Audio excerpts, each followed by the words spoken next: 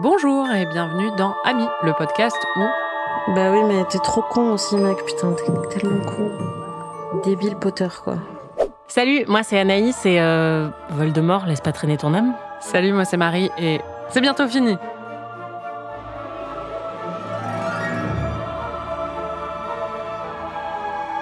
Cette semaine, on vous propose un bain d'ennui dans un lac gelé. Franchement, ça a l'air fun quand tu le dis comme ça. Moi, je sais pas. Un film qui prépare un autre film. C'est le 7e volet de la saga filmographique Harry Potter et les reliques de la mort, partie 1. Parce qu'après, il y a une partie 2. Un film sorti en 2010 et toujours réalisé par David Yates, comme le 5, le 6 et le deuxième 7. Voilà. C'est donc le 7e film de cette saga. On pourrait croire que Anaïs a une certaine maîtrise des codes de l'univers Harry Potter. On pourrait le croire. On pourrait croire qu'elle commence à comprendre ce qui se passe à l'écran. Voilà, mais non. On va l'entendre. Et tu peux voir des Patronus comme ça, même si tu les as pas demandés. Bah, c'est que quelqu'un lui a envoyé un Patronus. Et c'est son Patronus. Non, c'est pas le sien. Mais c'est une biche. Bah, lui, c'est pas une biche, c'est un cerf. Et là, c'est une biche. Ah, putain. Trop compliqué, quoi. Il peut pas mettre un écureuil pour qu'on soit sûr de pas se tromper. C'est un Boogie. Un Humphrey Bogart. Bon, en vrai, là, tes questions, elles étaient légitimes. Par contre, il y a des moments où c'était bien pire. C'est-à-dire qu'il y avait des trucs vraiment de base, où t'avais du mal à maîtriser. Il est mort, Sirius, non? Ouais. Attends, c'est Sirius qui s'appelle? Non. Gary Oldman, c'est qui déjà? Ah oui, c'est ça. Sirius, Severus, Albus. C'est tout. Ah ouais, non, mais je crois que j'étais très fatiguée aussi le jour où on a regardé ce film. Ouais. On va dire que c'est ça. Dans l'ensemble, en tout cas, t'as pas été très très emballée par cette vision, par ce projet. Putain, c'est chiant. Et voilà. Super cool. Putain, on s'en tape. Bon non, moi franchement, c'est chiant, mais faut pas ça nul. C'est pas nul, mais c'est chiant. Ouais. C'est comme à la recherche du temps perdu, hein. Pas nul, mais c'est chiant. Putain. Qu'est-ce que c'est chiant? Si c'est ça ta comparaison, c'est très flatteur pour Harry Potter. Hein. C'est vrai. Ou très insultant pour Proust. Ce qui est bien, c'est que ni toi ni moi n'avons lu La recherche du temps perdu. Franchement, j'ai lu la moitié et c'était chiant. Oui, moi aussi, moi je crois que j'ai lu les 60 premières pages et je me suis emmerdée. C'était à peu près la moitié. Voilà. Non. Il faut dire que le film est assez chiant. Mais c'est un peu son propos par moment aussi, c'est-à-dire qu'il y a de l'attente. Et donc, on doit traverser cette attente. C'est pareil dans le livre. Le livre est assez chiant, d'ailleurs. Ah ouais. Je voulais le relire. Enfin non, cette partie du livre est assez chiante. Et je voulais le relire d'ailleurs pour cet épisode. Et en fait, j'ai laissé tomber parce que ça m'a... La perspective de retraverser ces chapitres où il campe au bord du lac gelé. Ah putain. C'est même pas le camping au bord du lac gelé qui me pose problème, c'est Ron. Il est méga relou. Et les dynamiques entre eux, ça m'énerve. Donc, j'ai eu la flemme, mais je vais le relire pour le dernier épisode, puisque ce sera en live et il faut que je sois sérieuse. Il y a quand même des moments palpitants dans ce film. Oui, voilà. Tout à fait. Le problème, c'est qu'il y a un déséquilibre. Enfin, le problème, c'est que comme tous les films, ils durent 2h30. Avant de passer aux détails de ces 2h30, Anaïs, tu as une mission. C'est résumer ce film de 2h30 en 30 secondes. Ron, Hermione et Harry partent en excursion glamping dans la forêt en Écosse et ils font plein d'activités, danse, tango, bain glacé, cold plunge. Ouais. Voilà, des petites chasses au trésor. On dirait que tu décris la série Goop. Exactement. Donc voilà, et ça leur permet de se requinquer un petit peu et de reprendre du poil de la bête avant de affronter Voldivold, qui passe tout ce film à chercher une baguette, et à la fin, il la trouve, et il foudroie le ciel. C'est une façon comme une autre de résumer ce film, donc ouais, bravo. T'as des questions? Oui. Ils ont quel âge dans ces films, les jeunes? Ils sont censés être en dernière année à Poudlard, ils vont pas à l'école, mais ils sont censés être en dernière année, donc ils auraient 17 ans, quoi. Parce qu'Harry, il a de la barbe, quand même. Écoute, il y en a à 17 ans qui avaient de la barbe, hein. C'est vrai. Ils étaient rares, mais ils existaient. J'ai observé que Maugrey Folleuil, il a un balai avec un siège. Et ça a l'air super confortable. Donc ça, si c'est possible d'en avoir un... Ça n'empêche pas de mourir. Hein. Non, c'est vrai. C'est parce qu'il n'était pas assez dynamique, je pense. Voilà. Mais est-ce que tu crois que c'est possible d'avoir ça avec un aspirateur aussi? Si je pouvais m'asseoir sur mon aspirateur pendant que je le passe, ce serait tellement bien. Bah, tu peux essayer de... Tu sais, c'est comme dans le film Joy. C'est Joy, le truc... Non, comment ça s'appelait? Ah, le truc avec... Avec Jennifer Lawrence. Ah oui, c'est ça. Elle invente une nouvelle serpillière. Exactement. Tu peux peut-être inventer un aspirateur où on peut s'asseoir dessus. C'est vrai. Sachant que maintenant, il y a les Rowenta ou je sais pas quoi, là, qui font l'aspirateur tout seul. C'est peut-être aussi ça que tu peux avoir. Ouais, c'est vrai, mais ce serait beaucoup moins fun. Je pourrais pas faire wouh. Est-ce que Voldemort a de l'odorat? Je sais pas. Non, c'est un moment où il a sa tête très proche du cadavre de Dumbledore et mon premier instinct a été de me dire ça pue. Et après, je me suis dit peut-être qu'il a pas d'odorat. Et après, j'ai imaginé une scène où il y aurait Voldemort dans un ascenseur et il pourrait pas dire qui c'est qui a pété. T'es vraiment débile. Moi, peut-être que les sorciers ont des modes de conservation des cadavres très avancés, je sais pas. C'est possible. Après, en tout cas, très avancé architecturalement parlant, parce que ça, c'est sûr. Le tombeau de Dumbledore, il est super beau. Ouais. Après, je pense que Voldemort, il est presque plus humain, donc peut-être que l'odorat, c'est pas sa priorité. Oui, il a plus grand-chose. Mais il a les ongles qui poussent encore, parce que... Et enfin, J.K. Rowling, si elle crée des noms sans allitération, elle meurt? Oui. Ah, mais j'en peux plus de tous ces noms-là. En allitération. Pénible. C'est comme si je m'appelais Banaïs Bordage. Toi, Marie Melling. Après, dans les personnages principaux, parce que je suis en train de faire l'inventaire dans ma tête, il n'y en a pas, mais c'est vrai que c'est dans les personnages secondaires. Et surtout, dans ce film, en fait, il y a une énumération de personnages et c'est tous genre Bathilda, Bess, je sais pas quoi. Voilà. T'as Gérard Grindelwald, enfin, c'est pas ça, mais... Grégory Grindelwald. Enfin, juste, faut arrêter, quoi. Dans un moment, elle avait plus d'inspiration, elle non plus. Elle est arrivée au 7e livre, elle était là. Bon, il faut que les deux noms, en fait, soient quasiment identiques, sinon on va pas s'en sortir. Au moins, elle a fini. J'ai envie de dire, il y en a un. George Martin, si tu nous écoutes, il y a encore. Donc, c'est vrai, George Martin. Et il y a Xenophilius aussi. Oui, mais Lovegood. Mais un peu abusé Xenophilius, quoi. Ah bah alors ça, enfin, il y a beaucoup de prénoms abusés chez les sorciers, quand même. Ouais, mais celui-là, je trouve qu'il est particulièrement abusé. Oui, c'est vrai. En même temps, ça lui va bien. En parlant de Xenophilius, quand tu portes un pendentif qui représente les reliques de la mort, ou que tu as un tatouage des reliques de la mort, par exemple, qu'est-ce que ça signifie sur toi? Est-ce que c'est un truc un peu punk? Est-ce que c'est genre comme les gens qui ont une montagne tatouée sur le bras? Enfin, tu vois, c'est quoi dans le monde de Harry Potter, pourquoi il se balade avec un collier comme ça? Le symbole, le fait de le porter comme ça, il y a quelque chose d'un peu obscur. C'est-à-dire que c'est... Bon, Xenophilius Lovegood, lui, il est un peu différent, mais c'est un conspirationniste, donc il est un peu dans ces bains-là. Mais il y a un côté... Grindelwald, c'était un sorcier, un mage noir qui était fasciné par ça. C'est une notion de... Et il avait un tatouage Non, mais il voulait avoir les trois personnes dans l'univers à ce tatouage. Oui, mais comme lui, il a un pendentif, en fait, c'est ça la question que je me posais, c'était est-ce que dans l'univers de Harry Potter, c'est comme porter des Doc Martens, tu vois? Non, je pense pas. Enfin, Xenophilius Lovegood, il est juste barré, tu vois, et puis il croit en plein de trucs. En fait, je pense que la théorie selon laquelle les reliques de la mort existent, ça doit être une théorie qui est à la marge dans l'univers d'Harry Potter. Bon, on se rend compte que c'est vrai, mais c'est juste certaines personnes, la plupart des personnes pensent que c'est un conte, quoi. Mais après, parmi les fans, je pense vraiment que c'est parce que c'est un tatouage que tu peux faire de façon petite, discrète. Si tu connais pas Harry Potter, tu vas pas savoir que c'est lié à Harry Potter, mais en même temps, si tu connais, tu vas tout de suite reconnaître. Oui, c'est joli. Enfin, en fait, c'est comme sur Twin Peaks, les symboles qui sont généralement tatoués, c'est pas forcément les trucs qui représentent le plus cool de Twin Peaks, mais juste c'est des symboles graphiques et ça marche bien. Mais voilà, ouais, je me demandais si, enfin, le fait qu'il le porte en collier, est-ce que ça fait de lui, oui, en fait, c'est genre un hippie conspi. Oui, c'est ça. Et Xenophilius Lovegood, c'est vraiment ça. De toute façon, c'est son délire. Il a un magazine.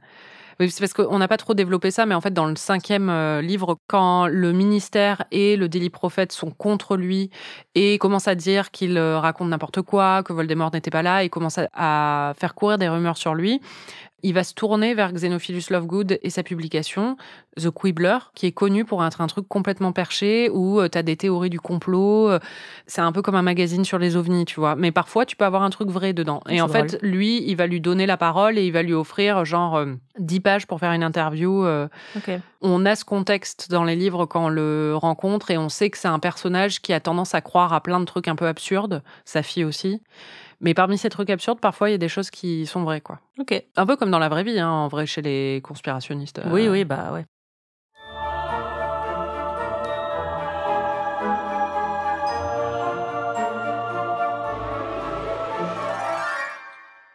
Les choses sérieuses commencent. dans ce film. Enfin, elles avaient déjà un peu commencé, mais là, elles commencent vraiment parce qu'il y a 3 morts en un film. Et c'est la moitié d'un livre. Oui, sérieux étant vraiment le mot-clé, je pense, pour qualifier ce film. Oui, c'est ça. Chiant et sérieux. Mais oui. Et il y a vraiment plusieurs morts emblématiques pour les fans, en tout cas. Toi, bon, les réactions étaient un peu inégales, on va le voir. La première victime, c'est Edwige. Ça se passe pendant le transfert d'Harry. Il quitte les Dursley, enfin la maison des Dursley. Ils sont 7 Harry, il est cloné avec la potion Polyjuice, quoi. Et chacun est accompagné. Ils font tout un système pour le transférer de façon sécurisée, pour le protéger des mange-morts. Évidemment, ça ne marche pas complètement puisqu'ils sont attaqués par des mange-morts. Et pendant cette scène, Edwige essaie de protéger Harry, ce qui est trop mignon quand même. Oui. Et elle meurt. Et ça, je me souviens en lisant le livre que c'était un moment hyper choquant. C'est-à-dire que c'est l'animal de compagnie qui le suit depuis le début, c'est celle qui était tout le temps avec lui chez les Dursley pendant ces mois d'été un peu de solitude et tout ça. C'est un personnage qui est peut-être moins important dans les films, mais il y avait quelque chose un peu de perte de l'innocence. C'était un peu, wow, elle s'attaque à l'animal de compagnie, quoi. C'est comme si elle avait tué son chien. Et quand tu lis ça, tu dis, bon, allez, ça y est, c'est bon, on est parti, là, rien n'est sacré. C'est-à-dire que Edwige est morte. Mais bon, toi, quand tu l'as vu dans le film, visiblement, ça t'a pas fait cet effet-là. C'est la chouette ? Ouais. Ah. Ça te fait pas Elle est dead ? Bah ouais. C'est triste. Ça te fait vraiment pas plus de peine que ça. Mais en fait, le temps que je capte, c'était déjà trop tard. Ah. C'est la fin de l'innocence. Il a des calculs rénaux, là. En fait, le truc, c'est que pour l'émotion, pour moi, il faut lancer la machine pour que ça monte, ça monte, ça monte. La scène n'est pas très efficace et je pense qu'effectivement, la place de Hedwige dans la saga cinématographique est beaucoup moins importante que dans les livres. Moi, je me souviens aussi que quand j'étais lectrice de Harry Potter, j'avais beaucoup d'attachement pour la chouette. Oui.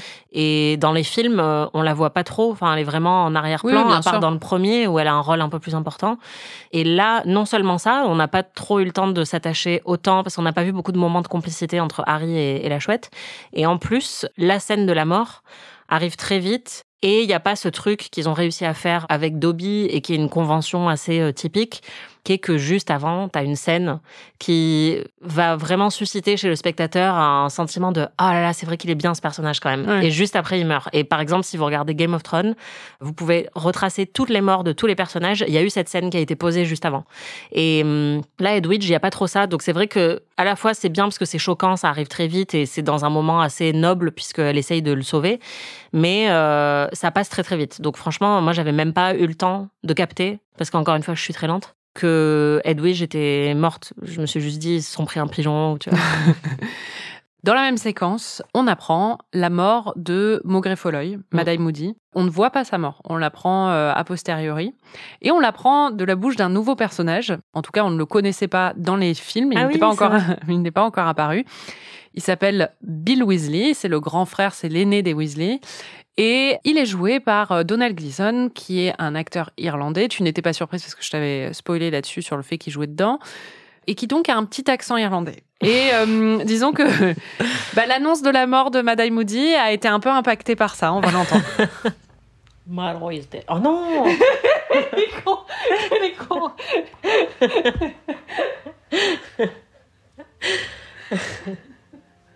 Tu vois, c'est pour ça que je perds mon permis. Parce qu'il faut vraiment quelques secondes avant que la formation elle arrive. Oh non. Mon cerveau en pleine erreur 404. C'est exactement ça. Faut-il rire ou pleurer ? Je ne sais plus. Je trouve que c'est un peu loupé aussi, mais ça dans le livre j'avais eu la même sensation parce que tu vois pas la mort. Enfin dans le livre quand même il y a l'après-coup qui est plus travaillé évidemment, t'as plus de temps. Mais c'est vrai que pas voir la mort d'un personnage qui est aussi héroïque, c'est un peu une occasion manquée je trouve. Mais en même temps, je trouve que c'est un choix assez audacieux aussi, de pas s'attarder sur la mort de tout le monde, quoi. Oui, certes, mais en fait, je dirais que ça peut être considéré comme la qualité ou le défaut de ce film, parce qu'ils font des ellipses comme ça à plusieurs reprises, où il y a des trucs qui ont l'air vachement intéressants et palpitants, qui se sont passés hors champ, et on nous le raconte. Et oui, ça peut être intéressant, mais globalement, on a toutes les deux trouvé que ce film était chiant, donc peut-être qu'ils auraient pu mettre un petit peu plus d'effort dans le fait de nous raconter ces moments-là. Et c'est vrai que là, ça tombe un peu à plat. Après, au final, on l'a pas vraiment connu parce que moi, le moment que je le trouvais le plus cool, c'était pas lui. Oui, donc, mais encore une fois, enfin bon, c'est pareil, c'est dans les livres, tu le connais beaucoup mieux, donc c'est plus émouvant aussi, quoi. Et en fait, la troisième mort, elle vient bien plus tard dans le film, puisqu'elle vient à la toute fin. C'est ça qui conclut ce premier volet.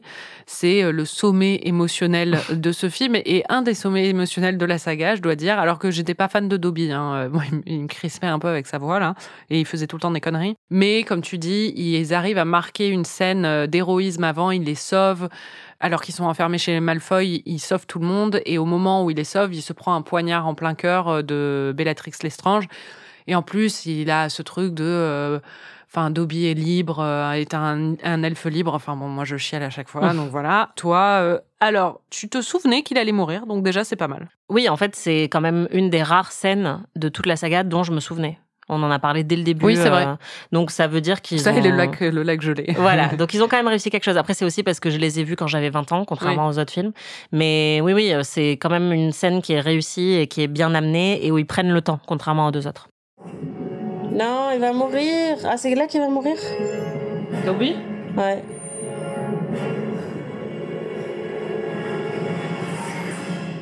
Oh non. C'est là qu'il va mourir et qu'il va avoir son nez qui dépasse du drap. Il est con. Alors ça, va falloir m'expliquer parce qu'en revoyant le film, on s'est rendu compte que ça n'arrive jamais. Ouais, en fait, je pense que c'est une blague que j'ai dû faire en sortant du cinéma. Et qui est restée ancrée dans ton cerveau. Ouais, c'est ça. Je me suis dit, ils ont raté une opportunité d'avoir un super gag visuel avec juste le drap et une pointe en dessous, tu vois. Et donc, ouais, j'ai inventé cette scène. La mort de Dobby n'a pas suscité exactement les mêmes réactions chez l'une et chez l'autre. Enfin, toi, t'étais un peu plus indifférent. T'es con. Oh, c'est horrible, le pauvre. Ah, c'est triste. Putain, dans le livre, je me souviens que ça m'avait détruite, quoi. Ah ouais. Edwige, ça a été la première... Bah, dans le livre, c'est trop triste. Dobby, c'est vraiment l'innocence. Ouais. Moi, là aussi, c'est un peu triste.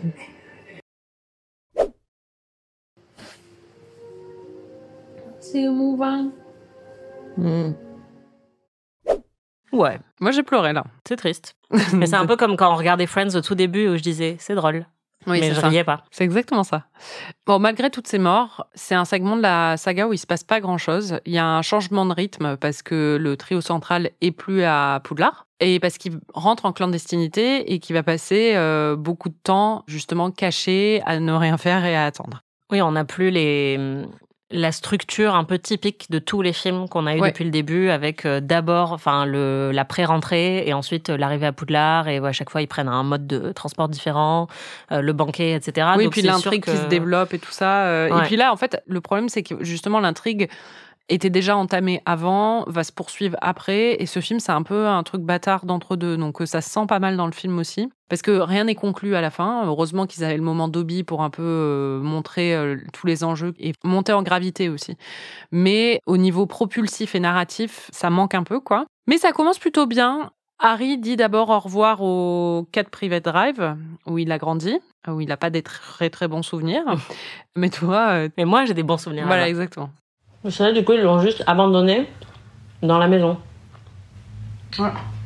Trop bien. T'imagines? Adieu, petit placard.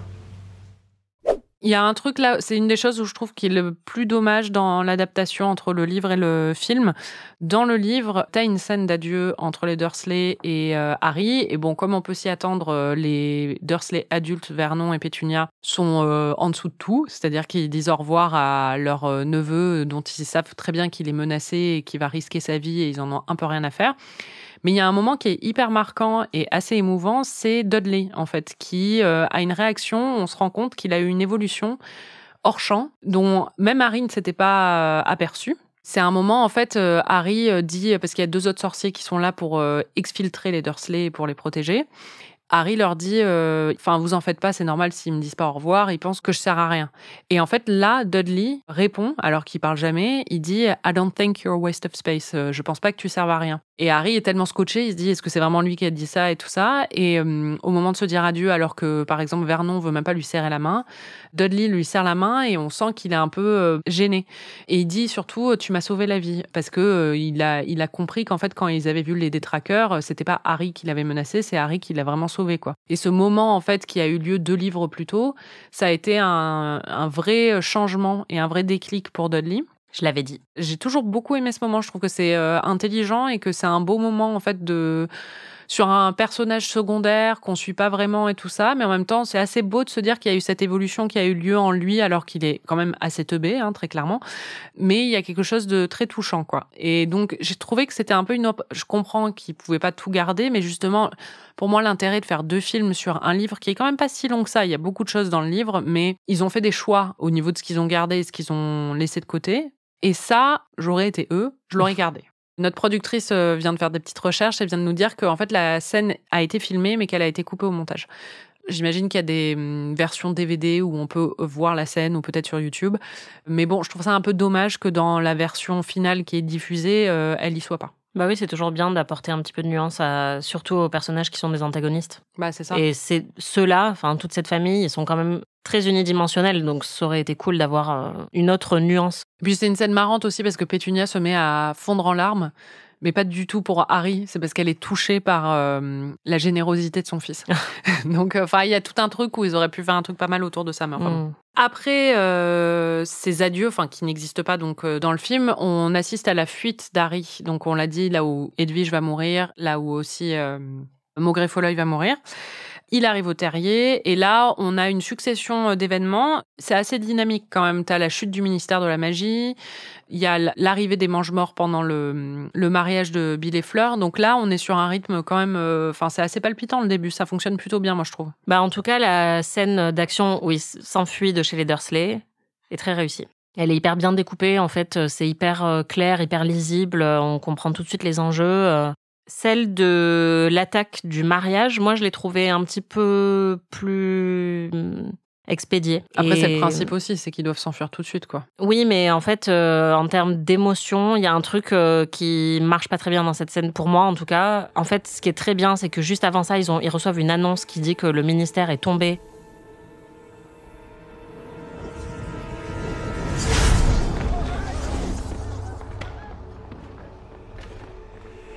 The ministry has fallen. The minister of magic is dead. They are coming. They are coming. En fait, on voit Bill et Fleur qui se prennent dans les bras et il y a vraiment cette idée il y a beaucoup d'allusions aux films de guerre dans ce film-là. Et là, on sent une famille heureuse qui est sur le point d'être séparée par des événements catastrophiques. Donc ça marche très bien. Et par contre, après, quand les Mange-Morts attaquent, il y a plein de plans qui sont un peu chelous, où par exemple, on voit la mère de Ron qui est un peu... elle regarde un peu autour d'elle. En fait, on sent pas vraiment la panique chez tous les personnages. Et bon, ça, c'est sans doute un truc de montage, mais je sais pas, ça a pas aussi bien fonctionné sur moi. Par contre, j'adore tous les moments dans ce film où les 3 héros se téléportent en se prenant la main. Je trouve que c'est un super moyen de créer tout de suite une connexion entre les 3. Et là, c'est vraiment le moment... de soulagement en fait pour le spectateur, de voir qu'ils ont réussi à se retrouver dans la cohue et qu'ils ont réussi à s'échapper in extremis. Ça c'est cool. Ouais, c'est marrant, moi c'est vraiment le moment qui m'a le plus marqué dans cette scène, quoi. C'est quand ils se cherchent, quoi, et qu'ils se trouvent.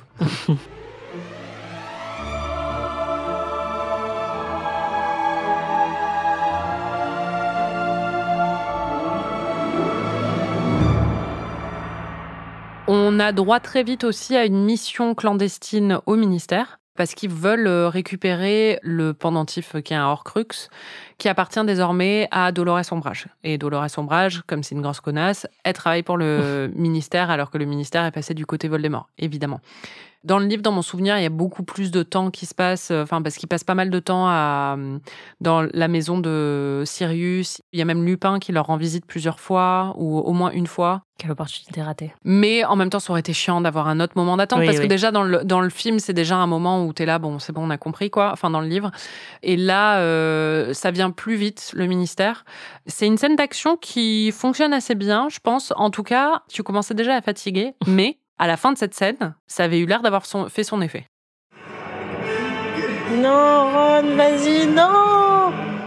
Il va l'attraper.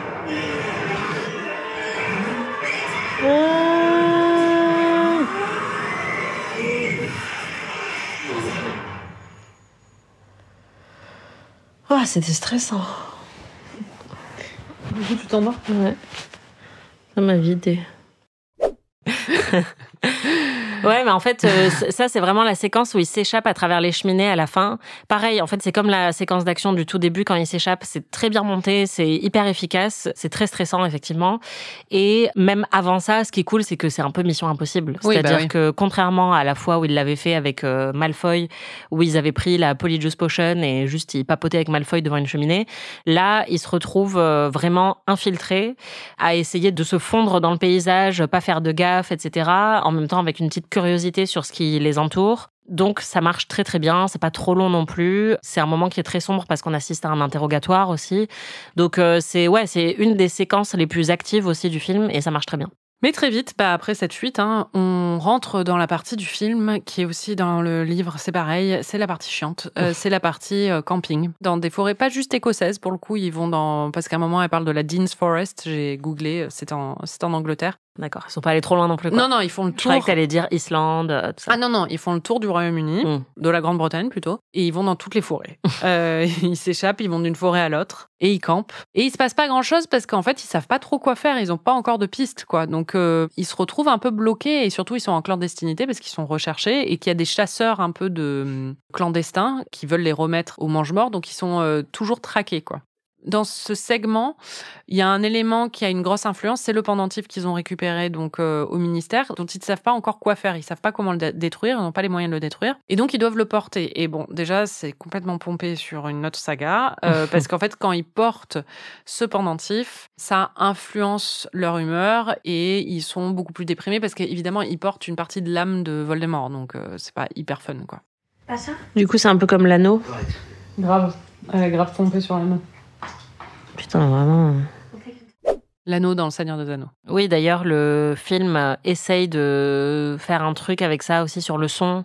Et c'est un son qu'on entend dès l'ouverture, qui est comme un Larsen, ou enfin comme un son d'acouphène un peu pénible.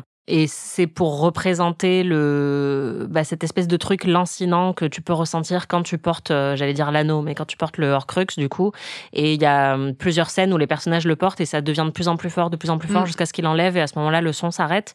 Donc c'est une assez bonne manière de mettre la pression, en fait, sur les personnages, mais c'est sûr que ça a été mieux fait par Le Seigneur des Anneaux. Et même au-delà de ça, en fait, je trouve que c'est une opportunité ratée de la part du film, qui aurait pu aller beaucoup plus loin dans le thriller parano, avec des personnages qui deviennent complètement fous, ou en tout cas qui sont vraiment plombés par l'influence de cet objet. Là, À un moment, tu l'as comparé au Blair Witch Project. oui, parce qu'ils sont dans la forêt et ils se prennent la tête. Et ouais, ils se prennent la tête et ils deviennent un peu fous aussi parce qu'ils arrivent à rien, ils tournent en rond. Et moi, je trouve que le Blair Witch Project est beaucoup plus efficace que ce film. Ouais, peut-être. À un moment, tu m'as fait beaucoup rire parce que, du coup, quand ils sentent que leur humeur est trop influencée par le pendentif, il y a un ou deux moments où, par exemple, Hermione dit à Harry ou à Ron de l'enlever tout de suite, quoi. Et ça t'a inspiré une chanson. Take it off. Take it off. C'est un super. Et les Horcrux vont Horcruxer, c'est. Et Voldemort va Voldemorter, J'aurais dit Voldemort, mais... Voldemort, non, c'est nul. Il va Volder. Voilà. Voter. C'est un truc que j'ai pas compris aussi, c'est que pourquoi ils sont obligés de le porter. Ils sont pas trop en mouvement, ils peuvent le mettre dans une petite pochette dans leur valise, et la valise, elle, au moins, elle sera pas déprimée. Dans mon souvenir, c'est parce qu'ils ont peur de le perdre. Enfin, c'est parce qu'ils ont peur, tu vois, de se retrouver éloignés du sac pendant qu'ils sont en train de ramasser des trucs dans la forêt. Je crois aussi qu'il parfois l'enlève et le place quelque part dans la tente ou des choses comme ça, mais je me souviens plus très très bien. Mais en tout cas, il y a cette idée de c'est leur truc le plus précieux, il faut surtout pas qu'ils le perdent, quoi. Celui qui a le plus de mal à vivre cette période, c'est celui qui a eu une vie assez choyée jusqu'à ce moment-là. C'est-à-dire que Ron, même si sa famille, il roule pas sur l'or, il a toujours très très bien mangé, il aime beaucoup manger et il a toujours eu accès à tous les conforts et il n'a pas l'habitude d'être dans la privation. Et surtout, en plus, il est dans un rapport avec Hermione un peu particulier où ils se tournent encore autour. Ça s'est pas encore passé entre eux, mais très clairement, ils sont amoureux l'un de l'autre. Lui est très très clairement amoureux d'elle. Et il a toujours eu un sentiment d'infériorité par rapport à Harry. Et là, il a l'impression d'être menacé, surtout quand il porte le pendentif. Il a l'impression d'être menacé par Harry et il a l'impression que Harry et Hermione vont en fait finir ensemble. Donc il y a beaucoup de scènes où Ron est chiant et déprimé. C'est clairement un choix et t'as fait une comparaison qui était intéressante pendant le visionnage. Bon, ils ont essayé quelque chose, c'est bien. Qui ? Le film. Ils ont essayé de faire un peu un film de guerre, tu vois, genre avec un peu la descente dans la folie. Genre, c'est un peu... Ron, il est en train de vivre son apocalypse now, quoi. Ouais, sauf que ça marche beaucoup moins bien. Bah ouais, puis c'est dans une forêt, oui. Une forêt anglaise. Mais c'est vrai que c'est pas trop mal fait. En fait, on les voit. Il y a un montage, on adore les montages, où on les voit dans plein de lieux différents. Donc on comprend qu'ils marchent tous les jours, que c'est pénible et que lui déjà, il est un petit peu rongé par le fait de devoir porter le Horcrux, mais aussi par le fait d'écouter en boucle les noms des victimes à la radio. Et donc on comprend l'aspect psychologique et l'aspect film de guerre, où de plus en plus leur énergie à tous les trois est impactée. Et lui, qui est le plus fragile psychologiquement, ça l'impacte énormément.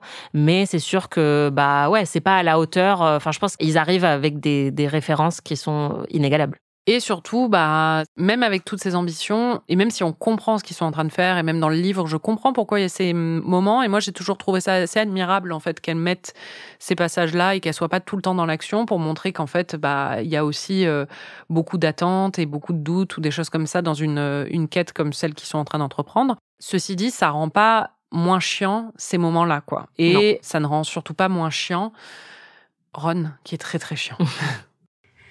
Actually, I'm highly logical, which allows me to look past extraneous details and perceive clearly that which others overlook. Yeah, there's only one problem, of course. Voilà, casse-couille, putain. Vraiment, quoi. Sort of stolen it.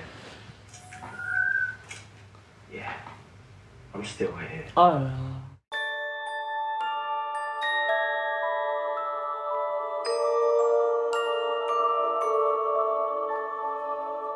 On voulait jouer à un petit jeu. Dans le film, à chaque fois que les membres de l'Ordre du Phénix se croisent ou se rencontrent, pour tester le fait que c'est bien l'autre personne qui est face à eux et pas quelqu'un qui a pris son identité, ils se posent une question à laquelle seule l'autre personne peut répondre. C'était assez drôle d'ailleurs dans le film parce qu'au bout d'un moment, t'as une scène où ils le font tout le temps. Il y en a plusieurs qui le font et du coup, tu t'es demandé si ça allait être un truc récurrent. Et on va faire ça pendant tout le film.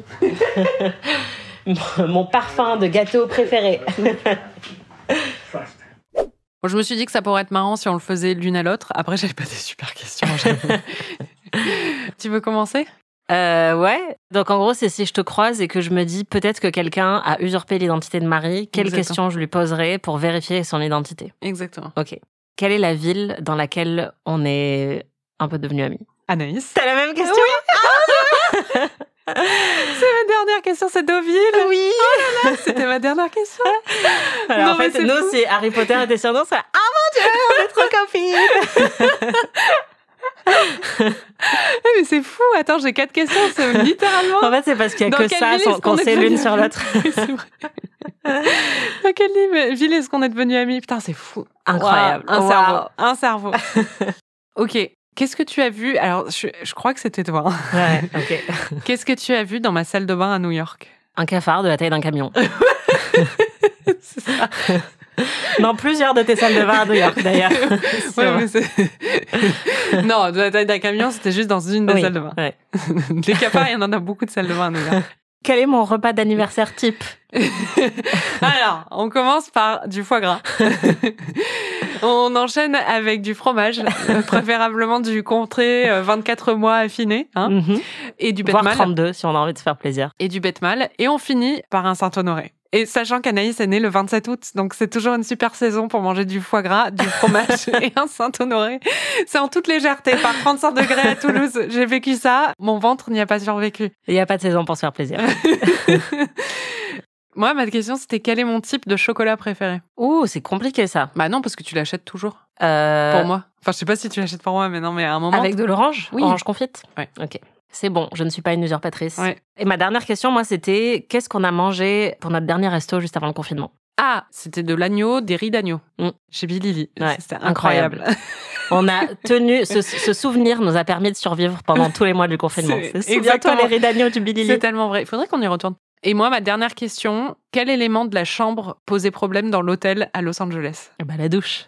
Les gens vont C'est vraiment une très bonne question, ça. C'est une très, très bonne question. On avait une douche, en fait, c'était dans un hôtel un peu fancy, mais où, en même temps, sur la carte, ils mettaient genre have fun, get nude. Et on était là, on n'a pas envie d'être nu, en fait. C'est clair. Et ils avaient une salle de bain avec une grande vitre qui donnait sur la chambre, donc tu pouvais pas te doucher en toute intimité. C'était très particulier. Ouais. Ça nous a posé beaucoup de problèmes. Ouais. Voilà. Bon, bah, c'est bien, on pourrait survivre. Ouais, totalement. Bravo.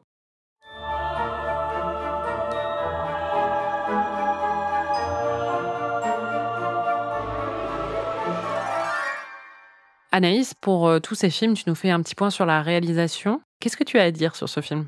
C'est un film qui est beaucoup plus contemplatif que les précédents et tu l'as un peu dit, c'est à la fois admirable d'essayer de faire ça et en même temps, je pense que c'est ça qui souligne les faiblesses de la saga jusqu'à présent, de la saga cinématographique, parce que on a des personnages qui n'ont pas suffisamment de profondeur psychologique et donc quand ils se retrouvent avec un petit peu moins d'action, ça se sent. On n'est pas forcément happé par les états d'âme de Ron ou de Harry ou de Hermione parce que on n'a pas appris suffisamment à se plonger dans leur tête. Et d'ailleurs, le moment qui a vraiment un impact psychologique, c'est quand Ron il est face au Horcrux et qu'il a ses visions, parce que c'est le moment où c'est enfin palpable en fait. On comprend ce qu'il est en train de traverser psychologiquement, mais sinon on voit juste des ados qui boudent. Et les films n'ont pas assez bien construit toute leur psychologie de manière fine pendant les films précédents pour que ça passe et que ça suscite une émotion forte.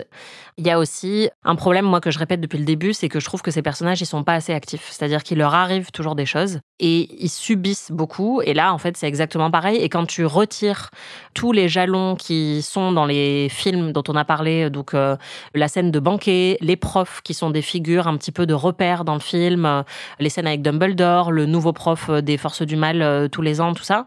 En fait, là, on retire tous ces éléments-là. On a quelque chose qui est très épuré. Mais du coup, on se rend compte qu'on a beaucoup moins de choses auxquelles se raccrocher.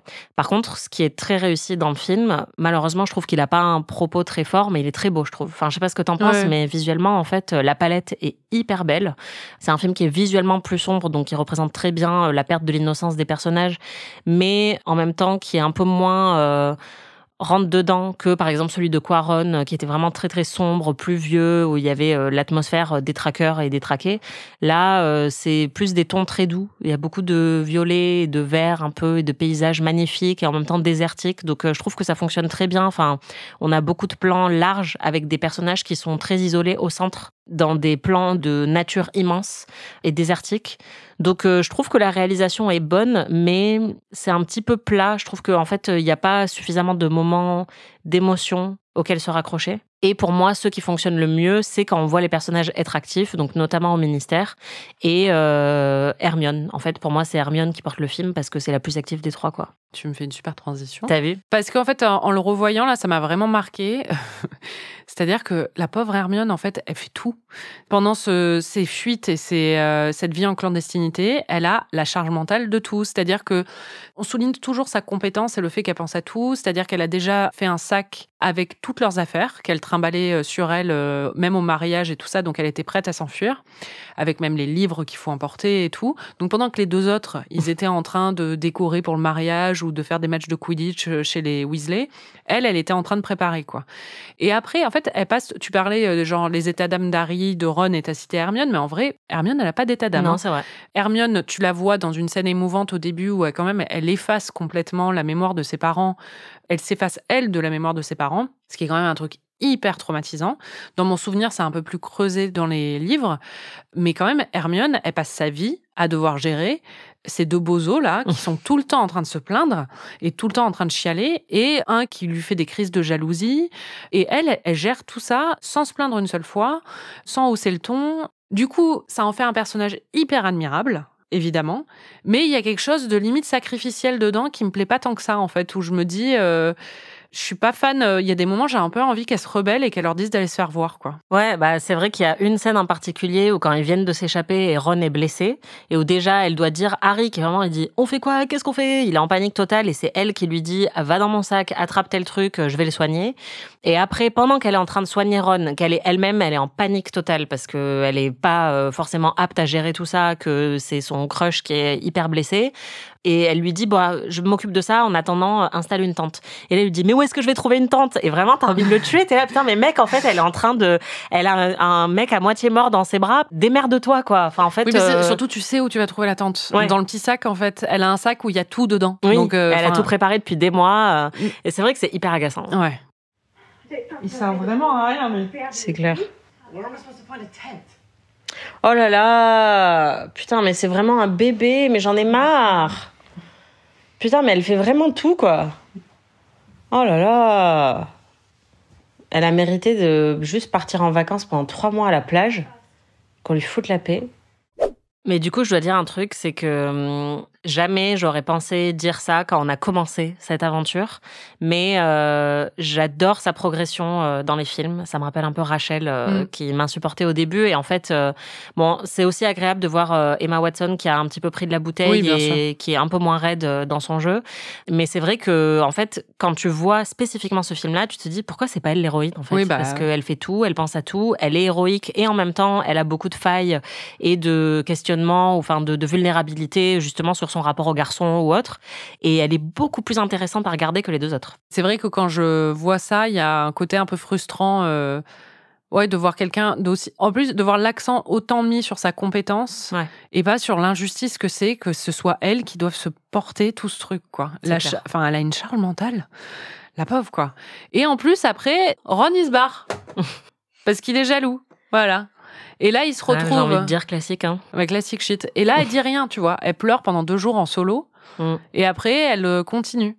Et Harry et Hermione vont dans un village, du coup. C'est pas le village où les parents de Harry vivaient? Si, où ils sont morts aussi. Ok. C'est un village où il s'est passé plein de trucs, parce qu'il y a beaucoup de sorciers là-bas. Ouais, et du coup, franchement, je t'avoue, j'ai revu le film, donc là, c'est la 3e fois que je l'ai vu. Je sais toujours pas. Enfin, en gros, ils vont sur la tombe des parents d'Harry, donc ça, c'est triste. Et ils veulent enquêter sur un lien entre Dumbledore et Voldemort, je crois. En fait, ce qui se passe, qui est plus creusé dans les livres que dans le film, mais qu'on comprend, je pense qu'ils le font assez bien dans le film, vu les contraintes qu'ils avaient, c'est que après la mort de Dumbledore, il y a des choses qui commencent à sortir sur lui et sa vie. Et surtout, il y a Rita Skeeter, tu sais, celle qui était la journaliste dans le 4, qui a écrit une biographie qui raconte tous les secrets de Dumbledore. Et en fait, Harry, qui pensait connaître son mentor, quand il lit ce livre, il se dit, mais c'est qui ce mec, en fait? Parce qu'il se rend compte qu'il a flirté avec la magie noire quand il était jeune, et qu'il a une histoire familiale hyper sombre. Et surtout, il se rend compte qu'il a grandi à Godric's Hollow, le même village où ses parents sont morts. Il se dit, c'est quand même bizarre qu'il m'ait jamais dit qu'il avait un lien avec ce village aussi, parce qu'on en a parlé plusieurs fois et tout ça. Et ça l'intrigue. Et il sait aussi, je crois qu'il sait que Bathilda Bagshot vit là-bas, et donc c'est une des raisons pour lesquelles il veut y aller. Honnêtement, peut-être que je me trompe, mais là, pour moi, c'est typiquement un exemple de l'erreur que cette saga commet plein de fois, c'est que c'est important et intéressant que si t'as lu les livres. En fait, tout ce que je retiens, c'est qu'il y a une vieille dame et qu'en fait, au final, c'est pas elle, c'est Nagini. Et qu'il attaque Ron et Hermione. Oui, mais comment il serait arrivé là si t'avais pas ça? Mais ils auraient pu être attaqués dans la forêt, tu vois. En fait, c'est... Non, quand même. En fait, non. Désolé. Non, mais parce que en fait, c'est juste que t'as pas relevé les indices qu'ils mettent. La backstory de Dumbledore, elle est importante. Les frères Percival aussi, où ils vont se rendre compte qu'en fait que c'est des vraies personnes, ça c'est important aussi. Enfin, il y a plein d'éléments mythologiques dans ces scènes qui sont importantes. Et surtout, c'est un moment... Pour la suite, du coup, parce que dans ce film-là, je vois pas l'importance. Ça va jouer un rôle pour la suite, mais c'est surtout aussi que on est dans un moment où il se passe rien dans leur évolution. Et là, ils décident un peu de prendre les devants et d'aller dans un endroit où ils ont pas trop de raisons d'aller, mais où ils ont plein de raisons d'aller et c'est pour ça qu'ils devraient pas y aller. Mais du coup, ils le font quoi. Et ça remet un peu d'action aussi, et ça les remet dans un truc plus dynamique. Et enfin, Nagini les aurait pas trouvés dans la forêt, ça aurait pas été logique, tu vois. Oui, peut-être pas, mais en tout cas, je trouve que tout ce passage-là est noyé dans des détails mythologiques qui m'ont un peu embrouillée. Et donc, je comprends pas, en fait, immédiatement pourquoi ils vont là. C'est pas limpide, quoi. Autant le ministère, tu vois, je comprends parfaitement pourquoi ils font ça. Enfin, il y a plein d'autres séquences d'action dans le film qui sont limpides. Autant là, ça, pour moi, en tout cas, je le vois vraiment comme un passage qui est plus accessible quand tu connais bien les livres. Et c'est de toute façon un reproche que je fais depuis le début à ces films-là, c'est que ils se reposent énormément, et ils ont peut-être raison, mais ils se reposent énormément sur toutes les connaissances que le public des films a déjà sur cet univers. Et ça m'a pas dérangé à l'époque parce que je connaissais l'histoire. Mais là, en les revoyant beaucoup plus tard, j'ai passé tout ce film à te poser des questions, et à chaque fois tu m'expliquais, tu me disais, ah oui, c'est parce que là, ils l'ont pas précisé. Mais en fait, dans les livres, il se trouve que ils peuvent pas dire Voldemort parce que gna gna. Il se trouve que Ron, il prononçait jamais son nom. Et c'est pour ça que quand son nom a été appelé, ça a été hyper important. Et en fait, tu m'as donné plein de background qui vient du livre. Mais si tu me l'avais pas donné, ce film perd beaucoup de son sens et de sa puissance émotionnelle. Et pour moi, c'est un défaut d'écriture. Oui, il se repose je suis beaucoup trop sur des trucs. Et mais tu même comprendrais là... quand même. Enfin, le truc de Voldemort, par exemple, c'est moi qui te l'ai précisé comme un truc de mythologie supplémentaire. C'est parce que, pour resituer, en fait, ils comprennent pas pourquoi les mange-morts réussissent à les retrouver aussi vite à chaque fois qu'ils sont quelque part. Et c'est parce que Voldemort et sa garde rapprochée... Il a mis une alerte Google. Exactement. Ils ont compris, en fait, que Harry était l'une des très rares personnes à dire le mot Voldemort, que ses proches aussi. Et du coup, dès que le mot est dit, les mange-morts vont retrouver, se positionnent là où il a été dit, quoi. C'est vraiment une alerte Google, c'est exactement ça. C'est comme ça qu'ils sont retrouvés. Donc, en fait, tu le vois, dans le film, c'est pas précisé. Peut-être qu'encore une fois, ça a été une scène coupée. Mais au début, tu les entends dire Voldemort, et à la fin, tu les entends dire You know who. Ils ont changé de... Et c'est vrai que c'est pour ça que moi, je te l'ai expliqué à ce moment-là. Parce que je t'ai posé la question. Je t'ai dit, attends, comment ça se fait que Harry, maintenant, il prononce plus le nom de Voldemort, alors que c'est une caractéristique pour lui dès le début. Et là, tu m'as expliqué. Et en fait, évidemment, le film, il se regarde quand même. Mais pour moi, ces moments-là et les explications que tu m'as données, elles donnent tout le sens à ces scènes, et elles me permettent d'apprécier quand même beaucoup plus le film. Je suis la première à critiquer les films. Enfin, moi, je suis pas fan de ces films, alors que j'ai toujours adoré les livres et tout ça. Je pense qu'il y a plein de problèmes d'adaptation, et il y a plein de choses qui ont été... Enfin, je suis la première, et tu me dis à chaque fois, on s'en fout quand je te le dis, à dire ça, c'est comme ça dans les livres ou des choses comme ça. Mais je pense que ça souligne ce truc, c'est que tu as besoin... Enfin, tu vois, c'est plus complet quand tu... Oui, mais donc je suis la première à le dire, mais en fait, je reconnais aussi le challenge, le défi que c'est d'adapter un tel univers, surtout dans un moment où, dans ce livre, où il y a énormément de mythologie qui se croisent. C'est-à-dire que tu as les Horcruxes, t'as l'histoire de Dumbledore qui a son importance tout en n'étant pas non plus... Peut-être qu'ils auraient pu l'annuler, en vrai, quand j'y pense. Mais ça a quand même beaucoup son importance sur la Elder Wand et toute cette mythologie-là. Et t'as tout le truc des reliques de la mort. C'est quand même le titre du livre, il faut quand même l'expliquer. C'est hyper important parce que ça va... Le fait qu'il ait cette baguette surpuissante Voldemort à la fin, ça change tout, en fait. C'est censé être un élément qui va tout faire basculer. Il y a beaucoup, beaucoup de choses à devoir contextualiser pour le film, tout en essayant d'être un peu propulsif et d'avancer l'intrigue.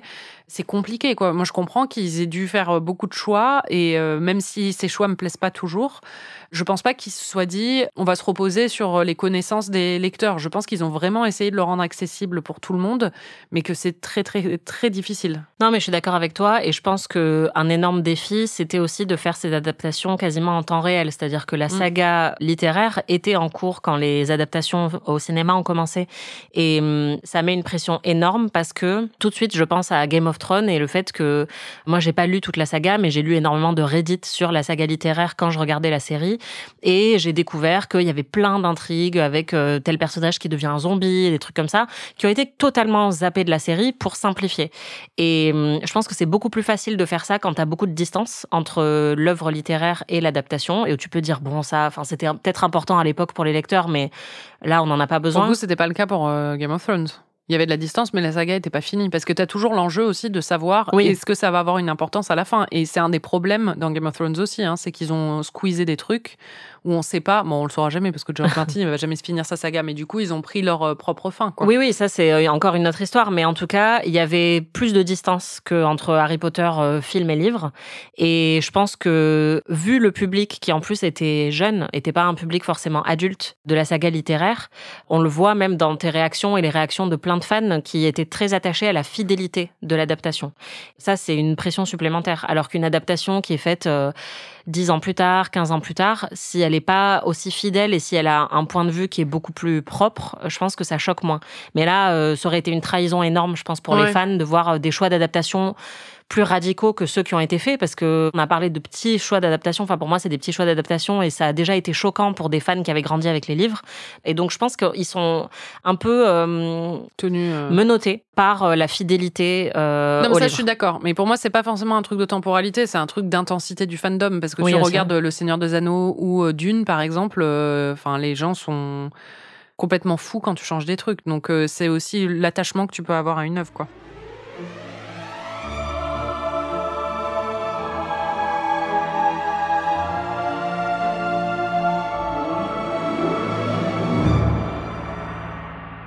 Il y a plusieurs fois dans ce film où il y a eu des scènes qui t'ont fait sursauter à toi. Oui, bravo. Il y a eu une inversion des rôles. Est-ce que tu as savouré un petit peu ces moments? Ouais, j'avoue, peut-être un peu. Enfin, j'ai pas trop pensé sur le coup, mais maintenant que tu le dis, oui. Je savais qu'il allait y avoir un putain de jumpscare. Je déteste ça. Voilà, j'étais sûre. Les reliques de la mort, on en parlait. Donc, c'est ces 3 objets qui sont mentionnés dans un conte pour enfants dans le monde des sorciers. Mais en fait, c'est une histoire vraie. C'est la mort a rencontré 3 frères qui devaient mourir. Et en fait, ils ont réussi à échapper à la mort. Et donc, elle leur a proposé 3 cadeaux. Mais en fait, c'était des pièges. C'est destination finale, en fait. Voilà, exactement. Et le premier a demandé une baguette surpuissante. Le problème, c'est que le soir même, il a commencé à faire son show avec sa baguette et du coup, on l'a tué dans la nuit et on lui a piqué la baguette. Le deuxième, il a demandé une pierre de résurrection qui lui permettrait de faire revenir les gens qu'il a perdus et tout ça, sauf qu'il est devenu fou et qu'il a fini par mourir aussi. Et le troisième, il a demandé une cape d'invisibilité. Une cape d'invisibilité qui lui a permis de se cacher de la mort jusqu'à atteindre un âge assez avancé pour rencontrer la mort avec joie, quoi. Putain, Donc, je veux trop ça. sauf que moi, je me disais, s'il était invisible, comment il a fait pour avoir des enfants, tout ça. Mais enfin bon, on va pas commencer à... Il sortait vraiment juste pendant 15 minutes. C'est ça, c'est comme le drap d'Obi. Exactement. Mais du coup, c'était la cape. Salut, tu veux faire un enfant? C'est comme le mec qui ouvre son impair, sauf que là, c'est un mec qui sort d'une cape d'invisibilité dans la rue. C'est ça. Reproduisons-nous. Très vite. Mais du coup, cette histoire, elle est importante. Pour le coup, elle est vraiment importante pour la suite. Parce que la baguette va avoir beaucoup son importance, parce que la cape, tu l'as tout de suite compris d'ailleurs, alors que dans le livre, c'est pas une évidence. Enfin, Harry vient à cette conclusion au bout d'un moment, parce qu'il y a plusieurs capes d'invisibilité dans le monde, donc il est pas sûr que ce soit la sienne. D'accord. Mais il recoupe un peu certains éléments et il se rend compte que oui. Surtout, il se rend compte, je pense que c'est peut-être un spoiler, mais je suis pas sûre qu'ils le disent dans le deuxième film, qu'il descend des frères, lui. Ah, waouh, Voilà. méga spoiler. Mais du coup, c'est pour ça qu'il a la cape d'invisibilité de son ancêtre, quoi. Donc lui, il a ça. Et il y a le troisième, c'est la pierre de résurrection. Tu penses qu'elle est où? Bonne question. Dans son estomac. Il l'a avalé quand il était petit et il l'a jamais digéré. Intéressant que ce soit ta première. Non, ce serait drôle, c'est qu'il a un petit renvoi et puis on lui fait une manœuvre de Heimlich, là, je sais pas comment ça s'appelle, et après, paf, il jette la pierre. Je sais pas pourquoi je pense à ça. Non, je sais pas. Et tu penses que s'il y a accès à un moment, ça lui servira à quoi? Bah, résurrecter quelqu'un. Et qui? Hermione ou Ginny. Quelqu'un d'important, quoi. Ou lui. Tu verras. Bon, en tout cas, cette séquence pour expliquer l'histoire de ces 3 frères, qui donc a vraiment son importance pour le coup, ils ont décidé de le faire sous forme de dessin animé. Moi, j'aime beaucoup cette séquence, je trouve ça assez joli. Toi, t'étais plus dubitatif dans ton souvenir, en tout cas. Oui, bah parce que c'est comme la mort de Dobby, c'était un des rares trucs. J'avais oublié, mais ça m'est revenu tout de suite avant qu'on arrive à cette scène. Tout est revenu comme un flashback de PTSD, quoi. I assume you're all familiar with the tale of the three brothers. Yes. No. Ah non, c'est pas là. Oh non. Oh non. De quoi? C'est pas là où il y a un montage Kirikou, là? Moi, j'adore ce truc. Oh non. Oh putain, j'avais oublié ce truc. Montage Kirikou. Moi, j'aime beaucoup. Mais franchement, après, quand on l'a vu, t'as dit que c'était joli. C'est comme ce film. C'est joli visuellement, mais c'est chiant. Comme Proust aussi. Encore une fois. Petit tacle gratuit à quelqu'un que tu n'as pas lu. Voilà. Désolé Marcel. Ouais, en fait, j'ai pas encore atteint ce niveau dans ma thérapie, mais l'animation me crispe de manière générale. Et je suis désolée, je sais qu'il y a plein de gens très raffinés qui sont fans d'animation. Ça me maintient souvent à distance. Et là, encore plus dans un film de live action, quand on me ramène de l'animation au milieu, ça me sort du truc. Et c'est vrai que l'animation est très jolie, mais pour moi, ça rompt un peu le contrat. Je suis là, je suis pas en train de regarder ce film-là, je suis en train de regarder un autre film. Donc, est-ce qu'on peut rester sur ce film ? Ça. Et en plus, ces 3 frères, ils ont même pas 100 patates. Enfin, j'ai envie de dire, quel est l'intérêt, quoi. Quoi ? T'as jamais vu les 3 frères ? D'accord. 100 patates. Putain. Wow. Ok. C'est Not My 3 frères.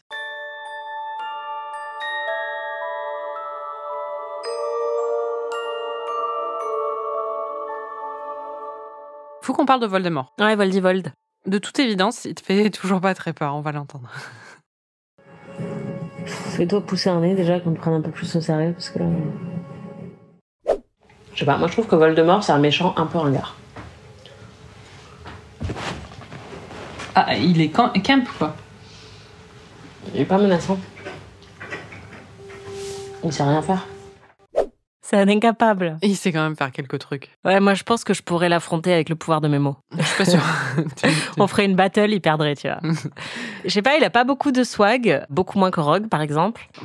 Non, enfin, je trouve que les films le rendent pas assez menaçant. Je me souviens dans les livres que j'avais une grosse appréhension de Voldemort. Là, dans ce film, il est à table avec ses potes. Ils discutent et les autres, il y en a un qui a peur, c'est Lucius Malfoy, mais sinon les autres, ils rigolent avec lui. Enfin, tu te dis, on peut pas prononcer son nom, mais on peut faire une raclette avec lui, en fait. Ouais, je pense que c'est toujours le problème aussi de transposer des méchants à l'écran, en fait. Parce que c'est vrai que dans le livre, on a quand même notre capacité de projection qui est assez forte sur lui. Même si je me souviens pas avoir été terrifiée dans Harry Potter en général, moi c'était pas ça qui m'attirait dans ces livres, quoi. Enfin, c'était plus la portée émotionnelle ou le côté un peu doudou de certains éléments. Mais il y a quand même, oui, le fait de le voir transposé à l'écran. Je pensais là au Seigneur des Anneaux. Après, dans le Seigneur des Anneaux, Sauron n'est même pas dans... Enfin, il n'y a pas de scène avec lui de toute façon. Dans le livre non plus. Mais dans le film, tu vois même pas... Enfin, tu vois l'œil, mais il n'est jamais incarné, à part par ça, quoi. Et du coup, ça marche très bien parce que c'est une sorte de présence omniprésente, justement, très menaçante, sur lequel tu peux projeter beaucoup de choses. Sur Voldemort, forcément, bah, tu le vois avec sa cape et avec son absence de nez et... Je trouve qu'il est bien fait quand même. Enfin, le maquillage fonctionne bien et tout ça. Enfin, il est bien incarné. En plus, Ralph Fiennes est bon et tout. Il n'y a pas de problème. Mais je vois ce que tu veux dire sur le fait que, bon, en plus, il est un peu clownesque, quoi. Il y a un côté un petit peu avec sa cape. Ouais, et puis il est là. Tu l'as très bien dit par rapport à Sauron. Il est là. Il est souvent là. Et il se bat contre Harry à plusieurs reprises. Dans les airs, il se pointe et il décide de lui tirer dessus avec sa baguette. Enfin, du coup, ça lui fait perdre en pouvoir, j'ai l'impression, parce que c'est comme le requin dans Les Dents de la Mer. Ouais, c'est ça. Et puis là, il met les mains dans le cambouis, tu vois, alors qu'il y a aussi, beaucoup de méchants comme ça. Généralement, ils se mouillent pas. Ils ont des sbires qui vont être envoyés à leur place. Et du coup, l'affrontement final, il a vraiment une énorme puissance parce que tu dis, oh là là, il y a plus personne qui se place entre eux. Et lui, en fait, il est souvent en train de se bagarrer avec Harry. Ouais, mais parce que si tu te mets de son point de vue à lui, chaque affrontement avec Harry est l'affrontement final, parce que lui, il veut en finir, il en a marre de ce petit con, tu vois. Bien sûr, mais pour nous et pour une œuvre de fiction, du coup, ça fait perdre de la puissance à chacun de ces affrontements. Et parce que aussi, il prend pas Harry très au sérieux. Oui. Et donc, il se dit à chaque fois qu'il va pouvoir l'éliminer, tu vois. Donc, il se dit, évidemment, là, pendant cette occasion, quand il fuit de chez son oncle et sa tante, il va pouvoir s'attaquer à lui. Mais ouais, je trouve que même là, tu vois, la scène du dîner, c'est con, mais le fait qu'il soit assis à table, ça dit tellement de choses, en fait, c'est-à-dire que c'est une représentation horizontale entre lui et les 15 personnes qui sont à table, alors que, je sais pas, tu l'imagines en surélévation sur un trône, ou tu vois, un peu plus difficile d'accès, quand tu penses à Dune, où le mec, il est tout seul dans son bain, où il est en train de flotter au-dessus de tout le monde, ou, tu vois, il y a quand même plein d'autres grands méchants, Dark Vador ou quoi, ils sont représentés de manière intouchable ou inaccessible. Et lui, le fait qu'il soit en train de tailler son bout de gras avec ses potes et Nagini, tu vois, ça, pour moi, c'est tout de suite, je me dis, je le prends pas au sérieux, ce mec, tu vois. Il y a un autre truc qui te dérange avec Voldemort, c'est sa backstory. Enfin, ce qu'on disait déjà la dernière fois, c'est le fait qu'on explique qu'il est méchant par le fait qu'il a jamais reçu d'amour. Je trouve ça horrible. De quoi ? Que Harry lui a dit, c'est parce que t'as jamais connu l'amour. Si personne nous aime, du coup, on devient Voldemort. Sympa. Sympa pour les célibes. Ça m'avait choqué quand Harry avait fait cette remarque aussi parce que je trouve que c'est très nocif. Alors bon, évidemment, là, je fais un truc sur les célibes, j'extrapole, mais il y a aussi plein de gens qui n'ont pas reçu d'amour familial, en fait, ou d'amour de leurs parents. Et certes, parfois, ça peut créer des traumatismes et créer des comportements extrêmement toxiques et abusifs, mais en fait, on choisit pas le fait de recevoir de l'amour ou pas, souvent. Et donc, faire un raccourci, genre, lui, c'est parce que personne l'a aimé que il est comme ça, ça me fait de la peine. Non, je suis d'accord avec toi. J'y avais pas pensé, mais c'est vrai. Mais après, bon, si tu prends Harry, par exemple, il a grandi dans une famille qui le détestait et qui le maltraitait et à aucun moment, lui, il a tourné comme ça. Mais lui, sa backstory, c'est que il a eu un amour tellement puissant que ça l'a protégé. Oui, bien sûr. Mais ça, c'est un truc qu'il apprend après coup. Mais surtout, ce qu'on comprend aussi, c'est que juste, Voldemort, il y a eu aucun amour, même dans sa conception. C'est-à-dire que il est né d'une manipulation. Sa mère, ça c'est des choses évidemment qu'on apprend dans le livre, des choses comme ça, mais en fait, Voldemort, c'est pas juste qu'il n'a pas connu l'amour ou qu'on l'a pas aimé, c'est que c'est un petit psychopathe dès l'enfance. Pas parce qu'il a été abandonné forcément ou des choses comme ça, enfin ça fait partie de son histoire évidemment, mais tu comprends que déjà il venait d'une famille de dégénérés, honnêtement, côté sorcier, ils sont tous horribles, et sa mère a empoisonné son père pour le convaincre d'être avec elle. Donc, et son père était un mec assez détestable aussi, côté humain, pas côté sorcier. Mais donc, tu sens que tout est un peu pourri là-dedans. Bon, après, c'est vrai que c'est pas forcément une super leçon non plus. C'est pas parce que tu grandis dans un milieu pourri. Mais par exemple, Sirius a grandi dans une famille détestable, de magie noire. Il n'était pas aimé par ses parents. Et lui, il n'est pas du tout sorti comme ça. Donc, pour moi, la saga fait pas forcément ce raccourci systématiquement, tu vois. Oui, non, mais c'est vrai que je sais pas pourquoi ça m'évoque ça, mais c'est parce qu'il y a aussi plein de gens qui sont extrêmement toxiques, qui ont reçu plein d'amour. Oui, mais et bien sûr ça les empêche pas. Reçu trop, parfois. Ouais, et ça les empêche pas d'avoir des comportements extrêmement nocifs avec les autres. Tu comprends que c'est ça aussi. Par exemple, Malfoy, il est choyé par sa mère, c'est le chouchou et tout ça, et il est insupportable à cause de ça aussi. Donc, pour moi, dans le livre, t'as quand même une complexité où tu vois tous ces cas de figure et tout ça. C'est pas résumé à ça, quoi. Oui, non, bien sûr, tu as raison. Je pense que le message du livre par rapport à ça, c'est plus la puissance que peut avoir l'amour face au mal et des choses comme ça, et le fait que ce soit encore plus puissant qu'un truc maléfique et que ça domine ça, quoi. Enfin, c'est vraiment ça. En parlant d'amour, tu as toujours des petits soucis avec la relation amoureuse entre Lupin et Tonks. On va l'entendre. My husband. Yes. By the way, wait till you hear the news. Elle a dit husband? Ouais. Je crois qu'elle a pas compris encore, elle. Elle a pas compris quoi? Clairement. Et oui, parce que tu es toujours étrangement attiré par Lupin. Je ne comprends pas. Qu'est-ce qu'il va pas? Mais il est pas beau du tout. Qu'est-ce qui va pas chez toi? Tant de choses.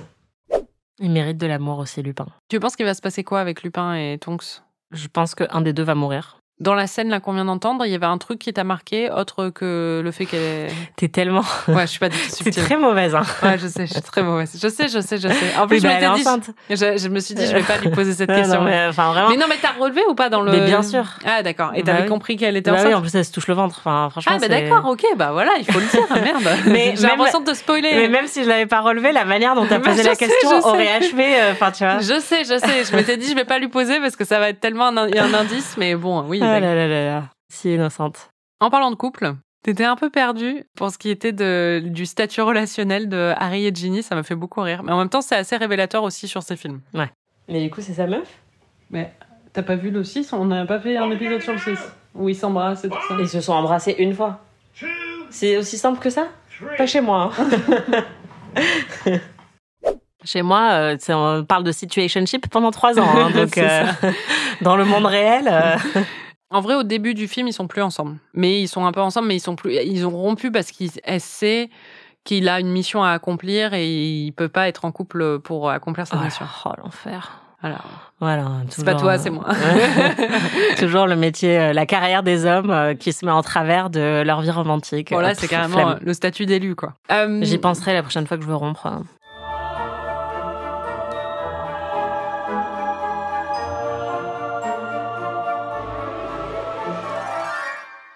Je voulais finir avant de conclure en mentionnant quelques guest stars quand même, dont on n'a pas parlé. D'abord, il y a Bill Nighy, il reste pas là longtemps parce qu'il meurt assez vite. Il joue Rufus Scrimgeour, qui est le nouveau ministre de la magie qui succède à Cornelius Fudge. La maman d'Hermione, On la voit 3 secondes, mais elle est jouée par Michelle Farley, qui jouait Kathleen Stark. Mais c'était avant qu'elle joue Kathleen Stark, donc clairement, c'était moins une fan favorite. Par contre, ce qui est marrant, quand tu regardes cette scène, c'est que les 2 parents de Hermione, ils sont genre assis sur leur table de salon, face au mur. Et je me suis dit, mais of course, les Granger, ils ont pas de télé, quoi. Ouais, moi, je pensais qu'ils regardaient la télé, j'avais même pas capté. Ah non, il y a rien devant eux, et donc tu dis, c'est ce genre de famille. Genre, le soir, on regarde le mur. Et ensuite, il y a Rhys Ifans qui joue le papa de Luna, donc Xenophilius. Normalement, tu es amoureuse de Rhys Ifans, en tout cas dans le film où il est le plus horrible, c'est-à-dire le coup de foudre à Notting Hill, mais là, il n'a pas eu trop d'effet. Non, je suis amoureuse dans tous ces films, en vrai. Tu le reconnais pas, l'acteur?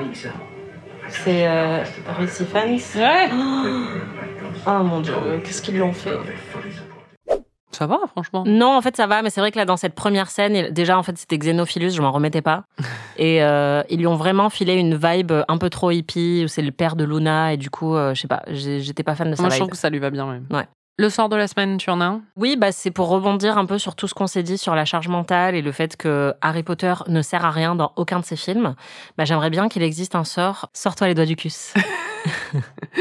Magnifique. Voilà.